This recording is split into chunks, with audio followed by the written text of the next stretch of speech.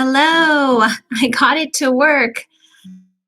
Oh my goodness. If you can hear me, give me a thumbs up. YouTube was not letting me go live, but I reset it and it looks like we are here. So can everybody hear me? Okay, I'm assuming that everybody can and everything is working now. All right, so this is Dr. Dawn Michael, and we are live on a Tuesday, and we are going to have a great time. I already have some of you leaving some questions, so I'm going to answer them in a couple of minutes. And like I usually do, I will go over one or two questions that you have sent me already. And what I wanted to touch upon is, I think it was last Friday, I went live because my stream got interrupted last Tuesday because my computer, the power went out. And it was a great live session. A bunch of you were leaving some fantastic questions. And so hopefully we can pick up from there. But I did want to bring up a couple of books that I was going to share with you. And one of them is The New Male Sexuality. Although this has been out for a very long time, this is a fantastic book. And if you are interested in, knowing anything about nature, biology when it comes to sex, and anything to do with how the male body works, this book is awesome. One other book I recommend if you like reading is The Female Brain and the Male Brain, and it really talks about the differences and how they function and how we view sex and sexuality, and it really goes back to the basics. So those are two books. And then one more before I get started is a book that I wrote, which is The Ultimate Intimacy Guidebook for Passionate People. You can find this on Amazon, and this basically talks about how to make your sex life more exciting. There's pictures in here. There's actual exercises that couples can do, and it's just packed full of information. So if you want to pick that up, it's on Amazon. I'll show you the cover. Okay, so let me get to my first question, and then I will answer some of yours because I see a couple of you here. Okay, great. Thanks, Natasha, for saying that you can hear me. Excellent. And I see that you have asked a couple questions that I will try to get to right after I go into this one. All right. So I get this question asked a lot, and how to get my wife interested in sex or having more sex. And this is something that happens in long-term relationships and throughout marriage. And it's not to say that women don't say that to men too. Obviously, if you're a guy and your wife did, maybe she's having her own issues. So this question really can apply to the two of you. So first of all, sometimes people forget that sex is supposed to be fun, right? I mean, if you're going to have sex, you want it to be quality sex. It's not the quantity, the quality. And when couples forget that sex is supposed to be fun, then it can become a chore, it can become boring. And some ways to make it fun is there's some great couples card games out there.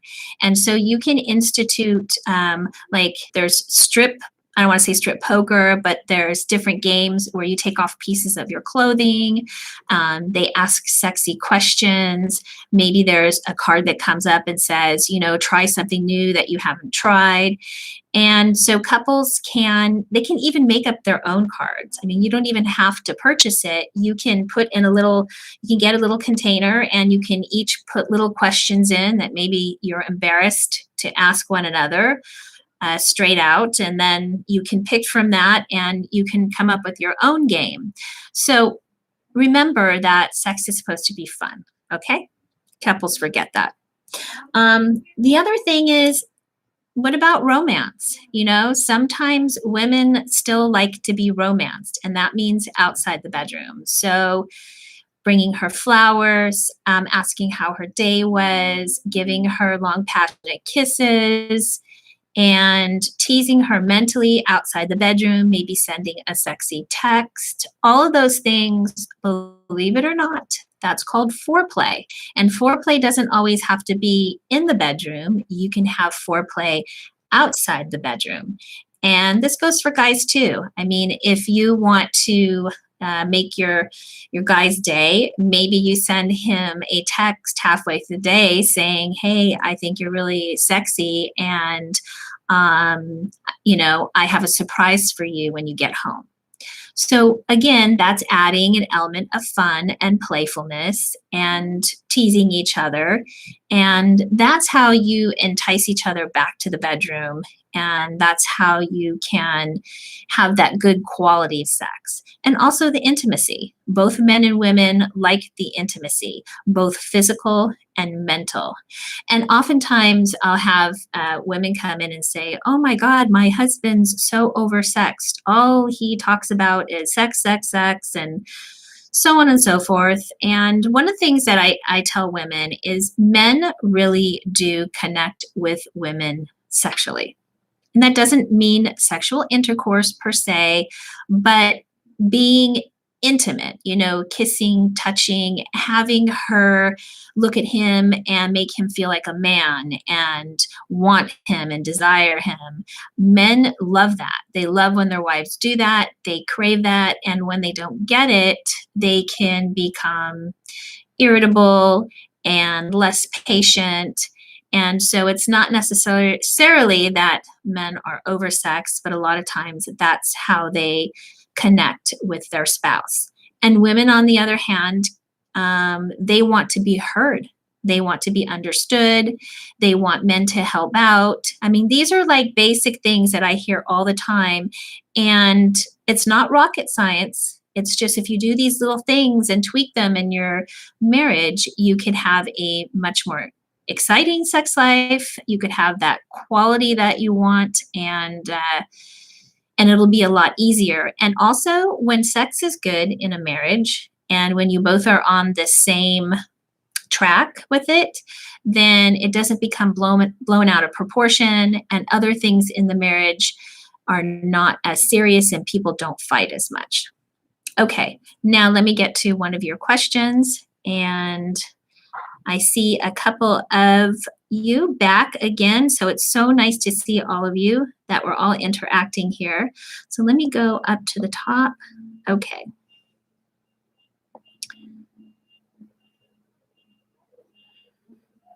So Natasha said, "I've been with my boyfriend 5 years, and the lies about his porn use have hurt me so much." That's one of the things that can happen is I won't say it's so much the porn use, it's that lying to each other in any capacity in a relationship, especially when it comes to sexual stuff, can really break down a marriage or a relationship. And for women, when they lose trust in men, they are less interested in opening themselves up intimately. So if a woman feels like she's been betrayed or cheated on, then when it comes to intimacy and sex, they're not as likely to open up, and they're more closed. And so that happens quite often. I hope I answered that question. Okay, what else do we have here? Oh, I like that. Brian, I hope everyone is having a really good day, and I hope all of you are having a good day. And Tassos, you're back, so nice to see you again. It's great to see some friendly faces who've been coming on and doing the live chat. So let me get to my next question that you have sent me, and then I will go back and forth and talk to all of you. Okay. This is one that sometimes people get confused, and sex does not always mean intercourse. So sometimes when people get involved in a a sexual situation, they think that it always has to involve intercourse. And sometimes you can just play around and talk to each other, or dirty talk, or talk about your fantasies, or touch each other in certain ways. That always doesn't make it about intercourse. And the reason I'm saying that is, if somebody has like sexual anxiety or performance anxiety, or they're just, maybe not feeling it, that they want to have intercourse, there's other ways of having sex. And so I like for people to just not focus on that, because really, if that's just it, that you're going to have intercourse, you have lost all aspects of the sexual experience. You've lost the kissing, the touching, the talking to each other, and it's just focused on that. And especially for women, sometimes they need a little more of that foreplay or that talking before they can get interested in intercourse. And women do typically take longer to get aroused than men do. Okay, so let's see. Michael Shaw. Okay. Hi, doctor. Does being a submissive man turn a woman off sexually? That's a good question. I think it can turn women off sexually depending on how you approach it. So sometimes women will get confused with that, because the stereotype is that men are supposed to be dominant. Men are supposed to be the ones that are initiating sex. And so there really is a lot of pressure that, is put upon men all the time when it comes to sex. And I think it's really important that men and women share that, so that it's not put on one person. And in fact, if you frame it in a different way when I'm working with couples, because sometimes men don't want to be dominant. Sometimes they want to be submissive. Sometimes women want to be submissive. Sometimes women want to be dominant.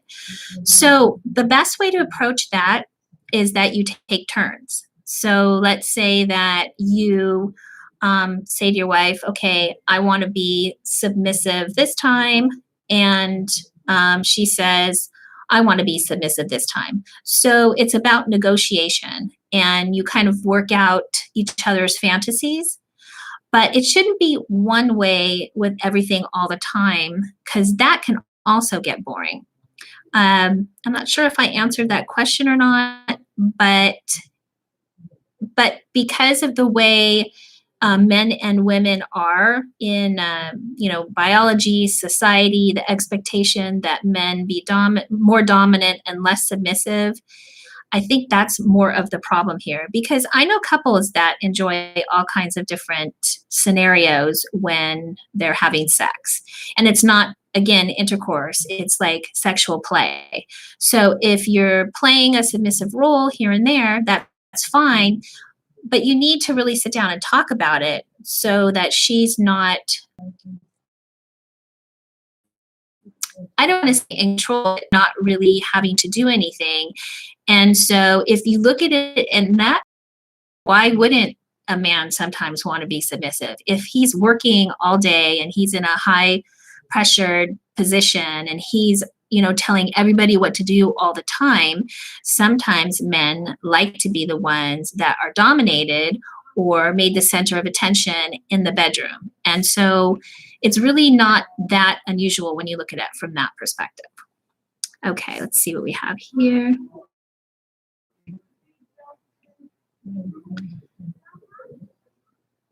Okay, so Saeed, finally, I'm glad you're able to come on and ask a question. I'm able to ask you, I broke up with my girlfriend because I've refused to use the back door. I don't want to assume, but I think that you're talking about anal sex. I'm not sure. You'd have to clarify that more. I'm not sure how to answer that question. You broke up with her because I refused to use her back door. I think that's what you're meaning. That's a personal choice on what somebody wants to do to consenting adults that want to have sex with each other and explore each other's bodies, but both people have to be on board and both people want to, do the same thing. And when it comes to any type of sexual intercourse, whether it be so-called back door or front door, whatever you want to call it, it's always about the two of you agreeing to do it, wanting to do it, enjoying it, having pleasure that you don't want to do or that causes pain. People shouldn't do. I do not believe that people should be involved in any sexual activity where it's causing them pain or they don't want to do it or it's not enjoyable, because quite frankly, if that's how you feel about sex, then the next time you go to have it, you're not going to want it. And so when you get into a relationship and someone's being pushed into having sex and they don't really want to do it or it becomes painful, it compounds. And so each time they get into a sexual situation, they don't want to do it and they regret it and they pull away from it. So you really have to step back and talk about what the problem is. And if you yourself are having a problem with sex and it is painful, you need to figure out why, whether it's physical pain, whether it's psychological pain. You really need to take care of your own body. And I will say that with both men and women, it is not the responsibility of your partner to take care of you if you're having a problem. You need to take care of your own health and your own body. And if you're experiencing something, get help for it. Because when you're in a relationship, it affects both of you. Okay, so hopefully I answered that. Oh, you're asking what about the risk of, I'll use your term, backdoor sex. Yeah, there's risk involved, but if you're going to do that, obviously, there's the risk of diseases. So you'd want to make sure that the person that you're having sex with, hopefully, your spouse or your girlfriend or someone that you know very well, because any type of intercourse is very personal. So you want to make sure that they don't have any type of diseases or anything like that. If you use a condom, use precaution. Anytime there's penetration involved, you have to make sure that there's lubrication, that the muscles are relaxed completely, and that the person psychologically is open to that. Because if they're not, then it's not going to feel good. And once you have a bad experience, you don't want to try it again. And that's for both men and women, because men obviously have a prostate. So that can be it can feel good for men. And for women, believe it or not, women's clitorises, I wonder if I have let me see if I have my little diagram here. I do. Let me just show you this to give you guys a little bit of sex education here. So this basically is a woman's clitoris, okay? So this would be considered the outside of the clitoris that shows, that you can see, and it almost looks like a wishbone. This is the vaginal opening. So women's clitorises are not like this. They're actually very long, and they kind of break off and go inside the vagina.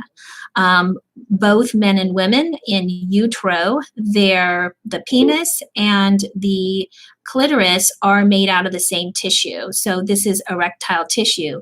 Both the clitoris and the penis fill with blood and they get erect. So for women, this is the only part that shows. But actually this part is the shaft.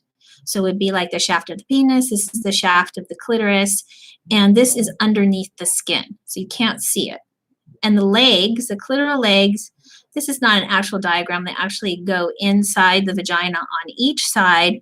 And on some women, they go all the way through, so that there's a very, very, very thin piece of skin that is in between the anus and the vaginal wall. And so if you can imagine, a woman's clitoris is engorged because she's excited.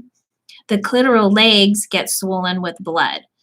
And then the tips of them, or parts of them, you can feel through the wall of the anus. So if everything is relaxed, she's turned on and aroused, um, she can get excited that way. But, everything has to be in place. Her mind has to be wanting to do it, and the muscles have to be relaxed. There's two muscles that are in the opening of the anus, and if both of those are not relaxed, it can be very painful, very uncomfortable, and also lubrication is important too. I hope I answered that question. Let me see. Okay, so someone asked Mia, hello, doctor. What, in your opinion, is responsible for the popularity of cuckold porn? Well, I think just the term cuck has been around for centuries, and people use it for all kinds of terminology. So if you even begin to look up that term, it's something that most people have heard about. Now, the popularity of cuckold porn, I think that, if people are watching porn, it's like watching a movie and they get interested in the plot or the theme or the idea of it. And I think, people can get turned onto it. Now, that again is in fantasy and that is in porn, but that is not in reality. It's quite different in reality. And working with people that have been in cuckold relationships or working with men that have a fetish for a cuckold relationship, it has the reality is not the same as the fantasy. And many men have gotten into some problems trying to push that in a relationship. So I think it's become more mainstream and people know what it is. So I think they're curious and they're looking it up. And then once they look it up, there's just so many different facets of it out there. And, you get sucked into watching this stuff. They make videos so that people watch them, and they use actors and they make them interesting. And the next thing you know, you're sitting there watching them or scrolling through the internet, and hours of time have gone by. And then sometimes people get in their mind that it's somewhat reality and they normalize it, and then they try to go out and try it, and things don't always work out for the best. I can tell you that from the people that I've worked with, that usually if people have tried it, sometimes it'll work over time, but usually there's like jealousy that gets involved. There's dangerous situations that people have gotten themselves into. And a lot of times couples will get into a cuckold relationship thinking that it'll spice up their sex life and maybe make their marriage better. And then it ends up backfiring because their communication wasn't great to begin with. The marriage was not on solid ground, and always bringing a third person into a situation. Of course, common sense, it makes it more complicated. So I hope I answered that question. Okay, let's see. That's a great question, Natasha. Do clitoris toys sometimes cause desensitization? Yeah, they do. And in fact, sometimes women can get so used to their toys that they're not able to have an orgasm through intercourse or even with a sexual situation without using the actual toy. And first of all, let's look at this one more time. So this is the head of a clitoris, which is the densest area in the entire body of nerves is in a clitoris, even more than in the head of a penis. And if you think about putting direct vibration on it, what happens is it dulls the nerves. So anytime you put too much sensation on it for a long period of time, it can actually dull the nerves, and it can get to a point where it damages the nerves. But the good thing is for most people, it comes back if they stop. So on any toy, you're not supposed to put it directly on the clitoris because it's just too much vibration on there. And in fact, if you put it in the inside, you'll get indirect stimulation, which can still vibrate, but it's not on the actual part that's peeking out of the skin. You can do stuff around the clitoris, or you can put like a cloth on top of it, or you can put it on a very low vibration. But for women and men, if you're masturbating the same way every single time and you've been by yourself for a long time, then you really need to change up how you masturbate so you don't get used to it. And when you get into a sexual situation, you're able to have orgasms other ways, in different positions, or, not always using a toy. So I hope I answered that question. Take a quick sip. Okay, do we have any other questions here, or let's see. Let me go down and see here.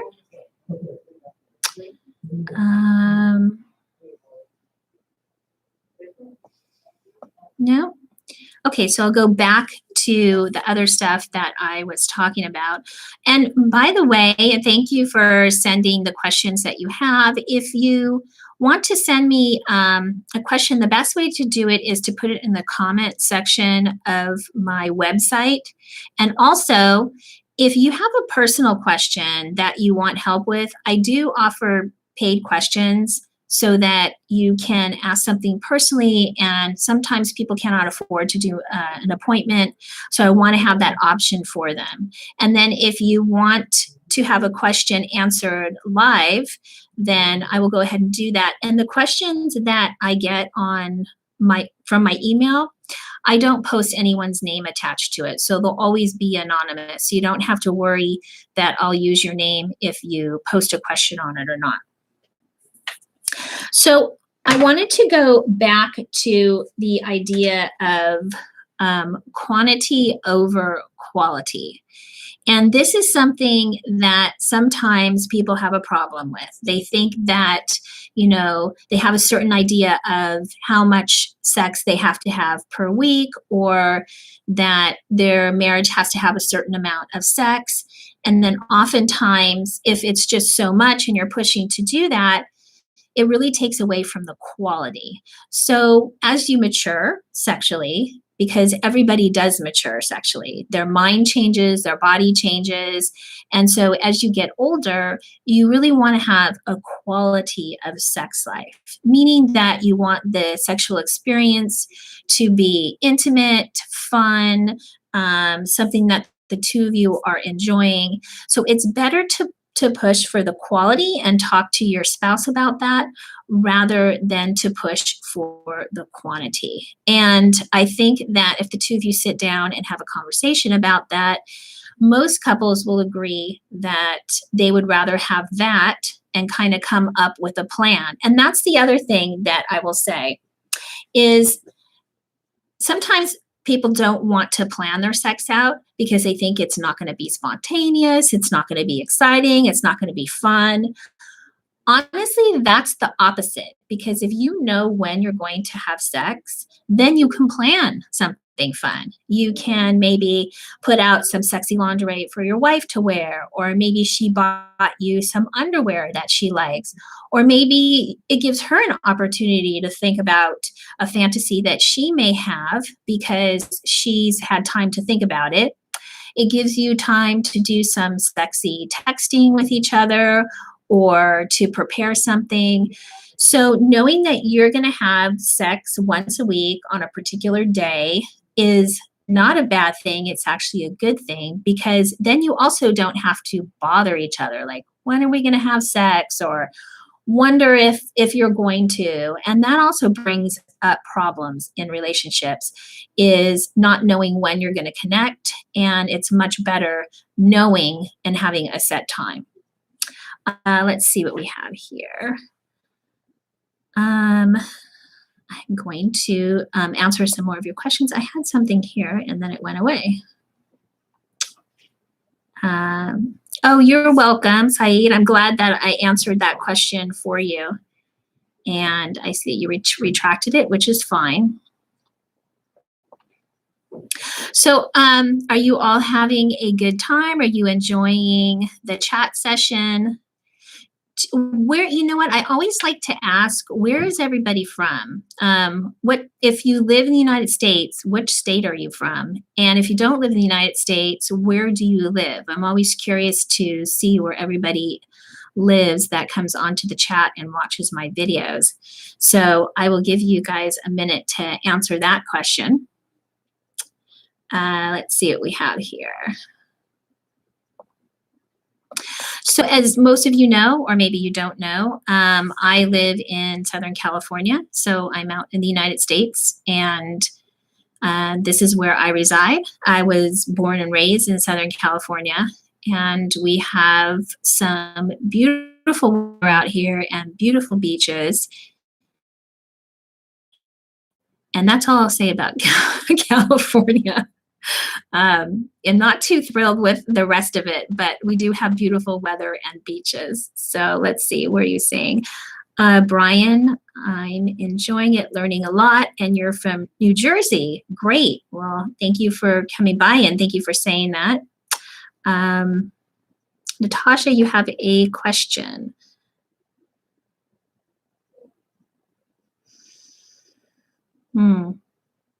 That's a pretty serious question you just asked. I'll get to that in a second. So Natasha, you're from Melbourne, Australia. Wow, that's great. I love that. Okay, so your question is about, what about teen porn and barely legal? How does the easy access of teen porn affect older men watching it and their partners? I think it's super scary because more so than the produced so-called teen porn are the homemade porn, because they're not regulated, and who really knows what's going on with that, and if somebody is being put in a precarious situation. You don't really know the age of these people. There's a lot of illegality going on, and there's not much in the way of people doing anything about it. And, a lot of times they'll say that the video is made with somebody who's consenting, but really, if you're talking about someone who is supposedly 18 acting like a teenager, I mean, they're really just very young, and who knows what their situation is, and why they're doing the porn. And I think it's really sad that they're putting children out, teenagers out, in a sexual situation.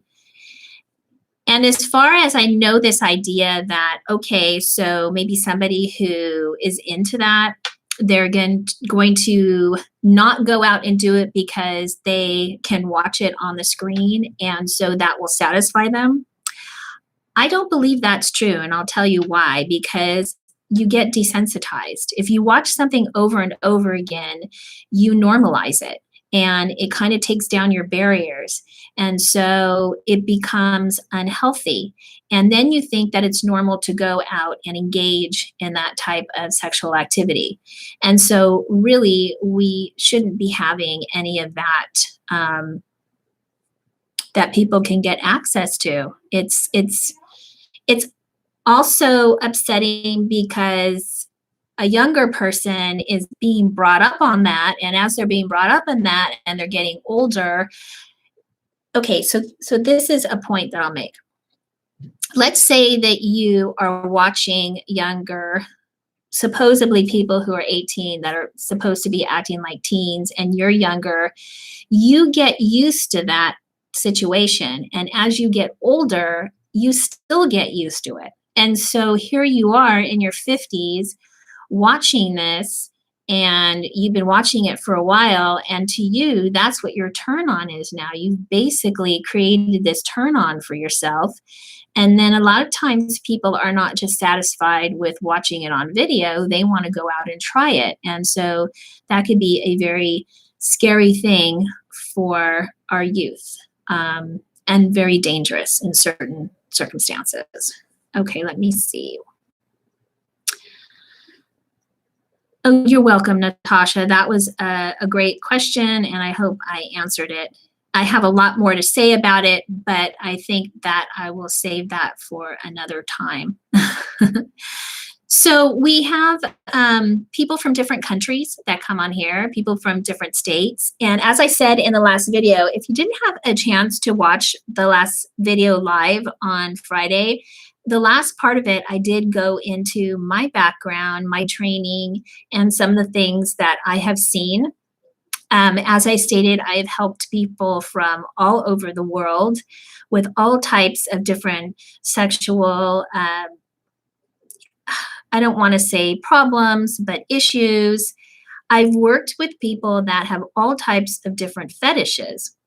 And what I've learned over the years working with people is number one, just when I think I've heard, I don't want to say the most unusual fetish because I don't like to be judgmental, but just when I thought I've heard something that I didn't think existed, there's a fetish for it. Somebody is doing something uh, that I never even would have imagined. So people can have fetishes for all types of things. And so, working with people over the years from all over the world, they have presented me with all different types of fetishes. And sometimes people want to get rid of them. They're not happy with them. They're affecting their life in a very negative way. Sometimes people just want to know how to manage them. Other times they want to know how they can tell their partner about it or their spouse about it. Sometimes people want to indulge more in it, and which I don't usually help on that part of it. I mostly am helping people to manage their lives if the fetish gets out of control. So what I have documented and learned about sexual fetishes over the years is that most of them are usually solidified around puberty. So, meaning that somebody may have an idea of something before puberty, but usually when puberty kicks in is when it kind of sets it in motion. And a person with a fetish usually has more of an intense personality. I don't want to say they're more intelligent, but the way that they view things is they get bored very easily. And so they create a whole life around the fetish in many instances, which makes that fetish so powerful. And then they start to identify with it. And some people that have more extreme fetishes, there isn't anything that turns them on besides the fetish itself, which really can create problems, especially if it's something that someone else would not be interested in doing. And I have a couple of those videos up already on some of the different fetishes that I have worked with. And, the one thing I will say is that you can change. Everybody at some point in their life can change things. We're not in a hopeless situation. If there's something about yourself that you don't like, don't just put your hands up and say, oh, well, I'm a victim to it, because quite frankly, you will become a victim to it. You will create your own reality. You will be stuck in it forever because you have, basically chosen to do that. It doesn't choose you. You make a conscious decision that you're going to stick with the sexual fetish. And many people think that they're helpless to it. And I have helped a lot of people who have gotten out of it or changed the way they think about it. They've replaced it with other things that are more healthy. And so it doesn't mean that you have to be a victim to it. But if you feel you're a victim to it, then you will be a victim to it. Let me answer some other questions here. So, Brian, Australia, you're from Australia. Uh-oh, the message went out. Australia is awesome. Love Australia, skies, and Miss, I don't know what that, Fisher, murder, mystery, good shows. Okay.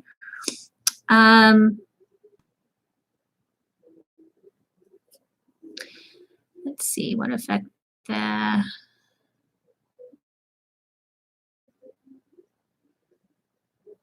mm, I think I got some trolls on here. That's the first time. I don't have a moderator, so I'm moderating this myself.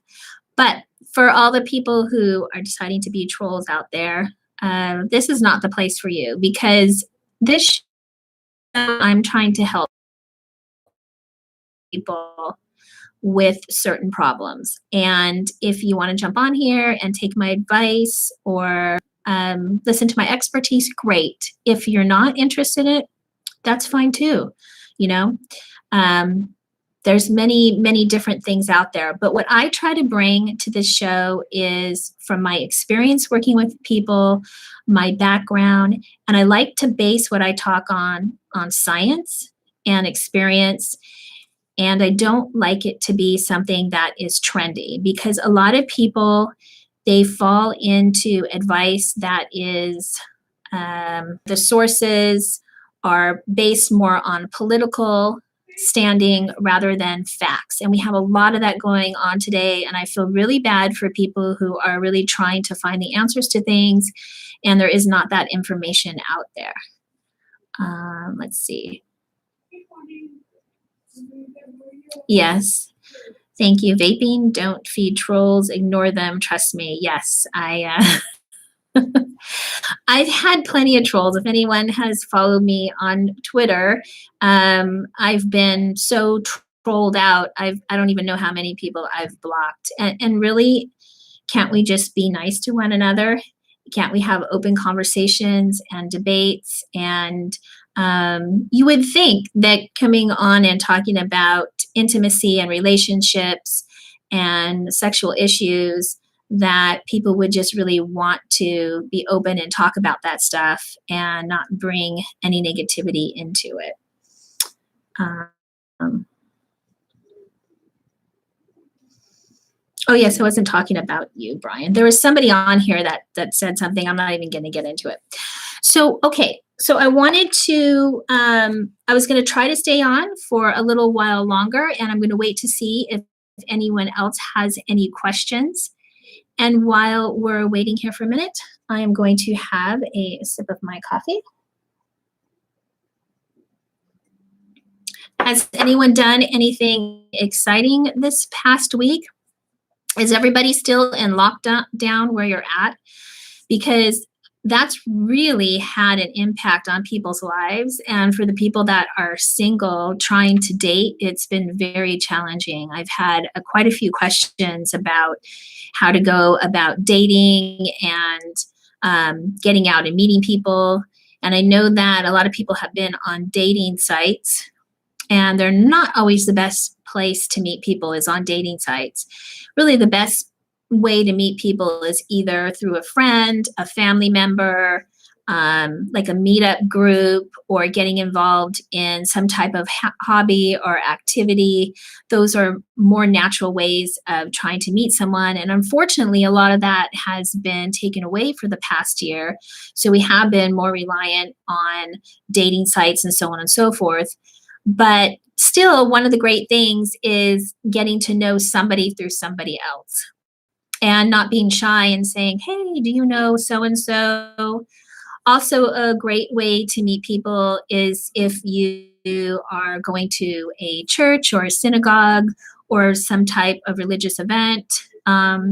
Even if you have like a passion for politics, you can meet someone through going through a meeting that way or getting involved online. So if you're single and you're not able to get out, join some groups that you're interested, even if it happens to be online. But I think there are some people that are being able to get out and go bike riding or hiking.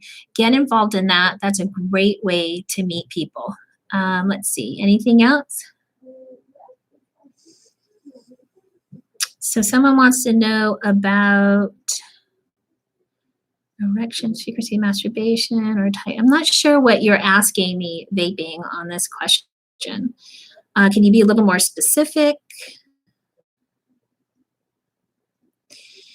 So basically, he's asking about erections, and that's what I went over on the last video. And for the most part, we'll talk about, and in this book, this is great. If you really want to go through the different stages of erections, and they actually give you ages, because there is some truth to age. So if you're younger, you are going to have, let's say, your erection's going to be higher. Okay. As you get older, it drops a little, and that has to do with your PC muscle. It's just the muscle holding it up. As you get older and you don't work it out as much, people's erections fall. Erection strength has to do with blood flow. So if you are not getting the proper amount of blood flow because of a health issue or stimulation or arousal, then that's going to determine the hardness of your erection. I'm not sure if I answered that question. Frequency of masturbation, that really doesn't have to do with, well, I guess if you're masturbating all the time, then you're kind of overdoing it. And that can create some problems with chaffing. It can also, I think it takes a while if you're going to have an orgasm to be able to have another orgasm again and again and again. So there is a time frame between that.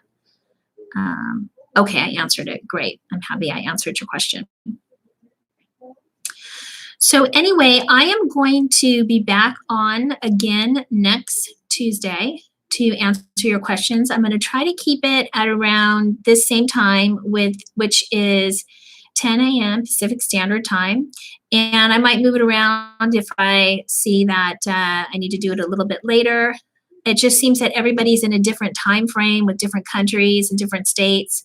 So basically this time works for me. So I will be back on next Tuesday at this time live. And I hope that you all join in. And if you have any questions, send them to me through my website, which is thehappyspouse.com. And I will get them, look over them, and I might answer one of your questions live on here. And you can also leave comments underneath this video as to things that you want to talk about. And I know from last time someone asked me about a video with the breathing techniques, and I went through my videos. I just have so many of them. So before we ended, I did want to do that exercise with you. And I think it was Tasso that asked me, I'm not sure. I wanted to go over it with you before I end this video. So if you want to stay on, this is great. So this breathing exercise helps you to calm yourself down. So if you have any type of performance anxiety, or even any anxiety in your life, if you have negative thoughts that come in, even if you want to go before a big meeting and you want to calm yourself down, or you're nervous about getting in a sexual situation, you can use this breathing technique. And I'm going to go through it with you right now. And you can do it with me and try it. Now, you can also do this with your spouse or your partner, where you lay down on the ground. So you can either sit up like I'm sitting, or you can lay down and put your head under a pillow. Now, when people breathe, they do deep breathing, oftentimes they will suck their stomach in, okay? And that's not how you're supposed to do it. What you're supposed to do is when you draw the breath in, and you're going to draw it in through your nose, okay? You're going to count to 7 when you draw the breath into your nose. Then you're going to fill your belly with air. So your stomach really extends out. So when you take a deep, full breath, your stomach is puffing out. Then you're going to hold it for a count of 7. And then you're going to allow your breath to come out of your mouth for a count of 7.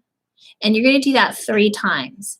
Now, sometimes for maximum effect, you'll put your tongue on the roof of your mouth as you're allowing the breath to come out, and that will calm down your central nervous system, and it also oxygenates your mind. So if you ever notice when you're feeling anxiety, Sometimes you feel like you can't think or you feel lightheaded, and that's because you're not getting enough oxygen to your brain. And it's so, so important to oxygenate your brain. So I'm going to do one breath with you. If you want to take a moment, get yourself situated, we'll go ahead. And remember, we're going to breathe in through the mouth, hold it, and then, breathe out. And now also when you count in your mind, you can't think of anything else. So it helps people who are constantly thinking, thinking, thinking. It stops that in the tracks. Okay, so here we go. We're going to breathe in through the nose. Hold it.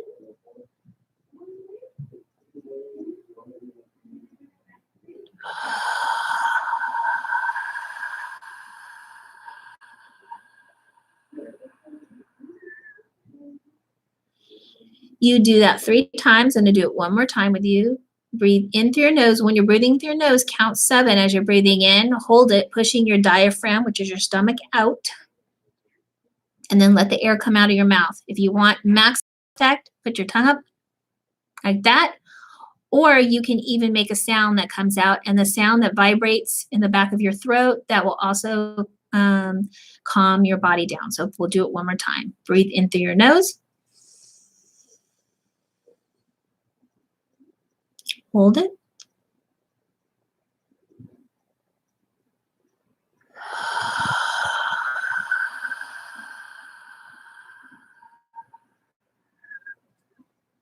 The great thing about this is you can do it wherever you're at. I mean, park your car, take a deep breath. If you're in your office, go in your office, close your door. If you're home, you can lay down again on a pillow behind your head, and you can do this exercise, and it works every time. It's great. I mean, anytime you feel anxious, you can go ahead and do that.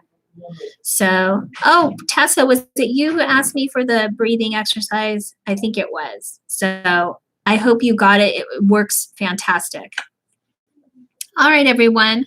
So thank you so much for joining me today. And please subscribe if you haven't. Hit your bell so you know when I'm coming on, and leave your comment. And you can share my video so that we can get more people on asking more questions, and really just get some straight answers and some straight talk to some of your sex questions or problems that I think there's not a lot of information out there on. Have a fantastic day, and I will see you all next week. Okay, bye-bye.